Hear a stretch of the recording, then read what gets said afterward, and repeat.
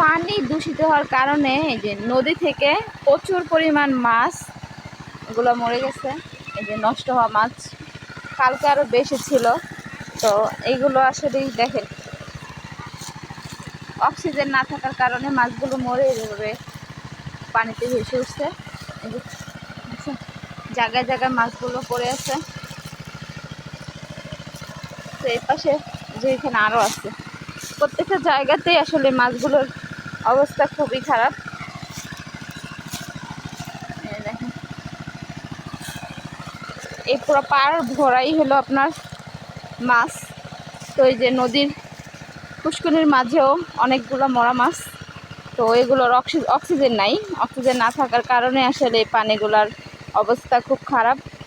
তো এই জন্য মাছ যা ছিল এগুলো সব গতকালকে আর কি গতকালকে মারা গেছে। তো আজকে কিছু মাছ এখানে পরিত্যক্ত পড়ে আছে। এই পুরো পাড় ভরাই এরকম মাছ জায়গায় জায়গাতে আছে। আজকে নতুন করে এখানে পানি দিতেছে অন্য পুকুর থেকে এই পুকুরে। তো ঠিক করার চেষ্টা করতেছে বাকি যে মাছগুলো বেঁচে আছে। তো এগুলোর আসলেই এইগুলো খেয়াল রাখা দরকার। মাছ এই যে দেখেন প্রত্যেকটা জায়গাতে মাছ, কি পরিমাণ মাছগুলো পচা এবং মরে পড়ে আছে। এক একটা মাছের সাইজ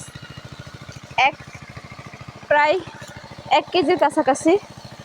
তো এত মাছ আসলে তারাও বুঝতে পারে নাই যে তাদের এরকম একটা দুর্ঘটনা হবে, প্রায় তাদের অনেক টাকা লস। তো আশা করি যারা এরকম ব্যবসায়ী আছেন তারা একটু খেয়াল রাখবেন আপনাদের মাছগুলো বড় হয়ে গেলে, এবং মাছ ঠিকঠাক আছে কিনা একটু খেয়াল রাখবেন প্রতিদিন।